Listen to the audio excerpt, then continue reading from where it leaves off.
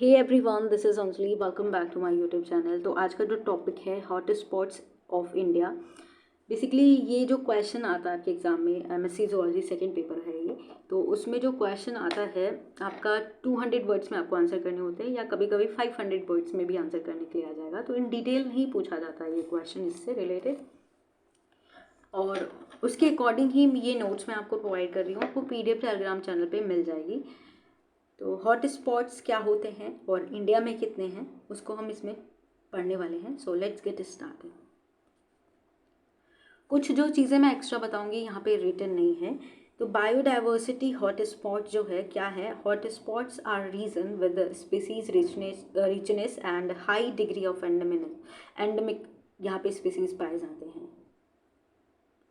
तो high degree of endemism, तो endemism या एंडेमिक स्पीसीज क्या होते हैं, जो बेसिकली उस रीजन से बिलोंग करते हैं, उस रीजन में उगने वाले जो प्लांट्स होते हैं या फिर एनिमल्स पाए जाते हैं उस रीजन में, वो आप उनको कहते हैं एंडेमिक स्पीसीज। ठीक है, तो ऐसा एरिया जहाँ पे, ऐसा रीजन जहाँ पे जो स्पीसीज है वो ज़्यादा होती हैं और उसी एरिया में जो पाए जाते हैं वो उनकी जो नंबर है वो ज़्यादा होती है। तो बेसिकली ये जो टर्म दिया था, ये हॉट स्पॉट टर्म, ये पहली बार ये दिया गया था एक ब्रिटिश बायोलॉजिस्ट थे जिनका नाम था नॉर्मन मेयर। मैं यहाँ पे लिख देती हूँ, मैंने यहाँ पे लिखा नहीं है, मुझे लगा ये ज़्यादा बड़ा पूछा नहीं जाता है, लेकिन यहाँ पे आप अगर इंक्लूड कर सकते हो इफ़ यू वांट। तो यहाँ पे नॉर्मन मेयर्स जो थे एक ब्रिटिश बायोलॉजिस्ट थे, इन्होंने ये टर्म कॉइन किया था इन 1988 में ये टर्म दिया था हॉट स्पॉट बायोडाइवर्सिटी। और कंजर्वेशन इंटरनेशनल के अकॉर्डिंग ऐसे रीजन को हम हॉट स्पॉट्स कह सकते हैं जो ये फॉलोइंग कैटेगरी जो क्राइटेरिया है उसको फॉलो करता है। मतलब ऐसे रीजन को हम हॉट स्पॉट कह सकते हैं जो ये क्राइटेरिया को फुलफिल करता हो। किसके अकॉर्डिंग? कंजर्वेशनल इंटरनेशनल के अकॉर्डिंग, कंजर्वेशनल इंटरनेशनल के अकॉर्डिंग। ठीक है, तो कंजर्वेशन इंटरनेशनल के अकॉर्डिंग ऐसे हॉट स्पॉट्स होते हैं जो कि इन दो क्राइटेरिया को फुलफिल करते हैं, वो आपके हॉट स्पॉट्स के अंदर रखे जाते हैं। तो यहाँ पे पहला जो है, यहाँ पे ये दूसरा है। ठीक है, पहला मैंने लिखा नहीं है, मैं यहाँ पे लिख देती हूँ। ठीक है, तो the region should have at least 1500 species of vascular plants, it should have a higher degree of endemism. ठीक है, तो उसको कहते हैं, यहाँ पे मैं लिख देती हूँ एक बार। तो ऐसा रीज़न जहाँ पे 1500 एटलीस्ट 1500 जो स्पीसीज़ हैं वेस्कुलर प्लांट्स के वो हों, और वो जो प्लांट्स है वो एंडेमिक हों, मतलब उस रीजन पे पाए जाने वाले हों। तो वेस्कुलर प्लांट्स का मतलब है, वेस्कुलर प्लांट्स वो होते हैं जिनमें जाइलम फ्लोएम होता है, वेस्कुलर टिश्यूज होती हैं। जाइलम फ्लोएम आपको पता है, जो जाइलम होता है वो मिनरल्स वगैरह प्लांट्स के रूट से डिफरेंट पार्ट्स में ले जाता है, और फ्लोएम जो होता है जो फूड प्रिपरेशन होती है लीव्स में, तो लीव से ये डिफरेंट जो है नीचे की तरफ लेके आता है, तो वो फ्लोएम होता है। तो ऐसे प्लांट जिनमें आपका वेस्कुलर प्लांट हो, वेस्कुलर टिश्यूज पाया जाता हो, और वो जो नंबर है वो एटलीस्ट 1500 तो हो, और वो एंडेमिक हो। ठीक है, एंडेमिज्म हो उसमें, मतलब हाई डिग्री ऑफ एंडेमिज्म हो, उसी एरिया से बिलोंग करते हैं, तो वो आपके हॉट स्पॉट के अंदर आ सकते हैं। दूसरा क्या बताया गया, तो यहाँ पे इंक्लूड नहीं किया है, मैं बाद में आपको इंक्लूड करके दे दूँगी। तो it must contain 30% of its original habitat, that is must be threaten. तो जो भी जो एरिया है वहाँ पे ओरिजिनल जो वेजिटेशन है वो कितना हो, 30% हो, यानी जो 70% हो वो तो ख़त्म हो चुका हो, वहाँ पे वेजिटेशन 70% ख़त्म हो चुका हो और उनका ओरिजिनल हैबिटेट भी ख़त्म हो चुका हो, लेकिन 30% अगर वहाँ पे वेजिटेशन है, ओरिजिनल हैबिटेट है वहाँ पे, तो उस एरिया को हम कह सकते हैं आपका हॉट स्पॉट है, और वो थ्रेटेंड, मस्ट बी थ्रेटेंड, यानी वो एक्सटिंक्ट होने वाला, वो ख़त्म होने वाला हो। ठीक है, तो वो 30% है लेकिन, तो उसको हम हॉट स्पॉट कह सकते हैं। तो ये दो क्राइटेरिया है जो कंजर्वेशन इंटरनेशनल ने बताया था, उसके अकॉर्डिंग हॉट स्पॉट में रखा जा सकता है। तो following the criteria must for an area to be declared as biodiversity hotspots. There are major four biodiversity hotspots in India. तो ये अगर क्राइटेरिया फुलफिल कर रहा है तो उस रीजन को हम हॉटस्पॉट कहते हैं।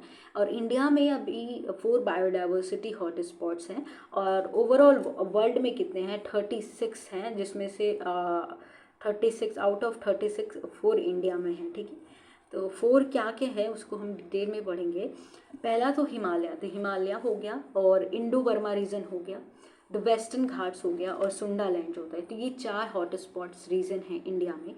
हिमालय जो है यहाँ पे बहुत सारे हाईएस्ट पिक पाए जाते हैं, जैसे अगर सागर माथा का नाम सुना होगा जिसे माउंट एवरेस्ट कहते हैं।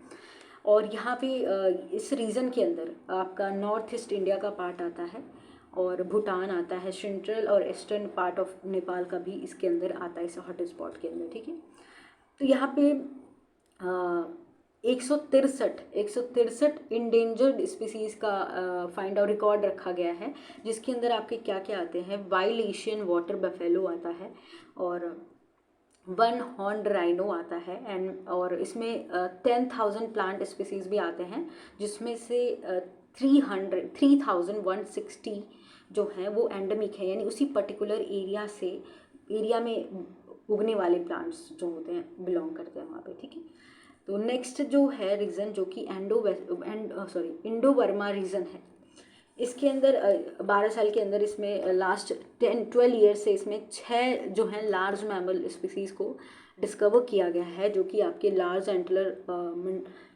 मुंटजैक जिसे कहते हैं, मुंटजैक जिसे कहते हैं, या फिर एनामाइट एनामाइट मुंटजैक जिसे कहेंगे, मुंटजैक नहीं मुंजैक कह सकते हैं इसको, टी साइलेंट हो सकता है, तो मुंजैक या मंजैक भी कह सकते हो। तो लार्ज एंटलर्ड मंजैक पाए जाते हैं यहाँ पे, एनामाइट मंजैक हो गए हैं, और ग्रे सैंग्ड डॉग यहाँ पे पाया जाता है, नाम ही बहुत डिफ़िकल्ट है। एनामाइट जो आपके स्ट्राइप्ड रैबिट है वो पाए जाते हैं, लीफ डियर पाया जाता है, और सौलो पाया जाता है, डियर लाइक दिखता है। तो सोला और स्ट्राइप रैबिट और ग्रे सैंड डॉग और एनामाइट स्ट्राइप रैबिट होगा, और एनामाइट मंजैक और लार्ज एंटल मंजैक पाया जाता है। ठीक, तो ये सारे 6 मैमल्स हैं जो डिस्कवर किए गए हैं।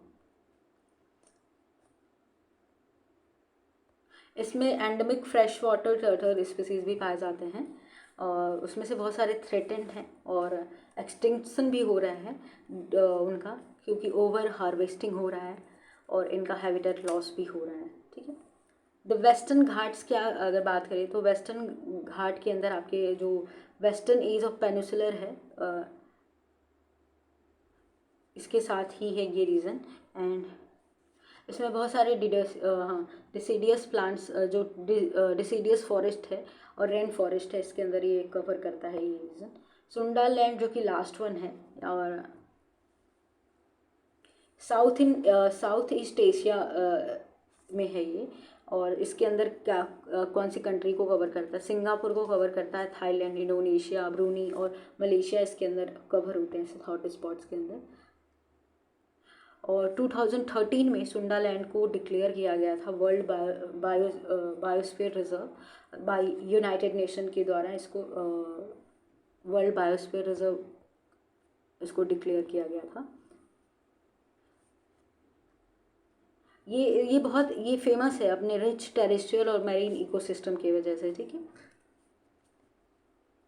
और ये बायोलॉजिकली बहुत रिचेस्ट हॉट स्पॉट्स हैं इन द वर्ल्ड। ओके, सुंडा लैंड।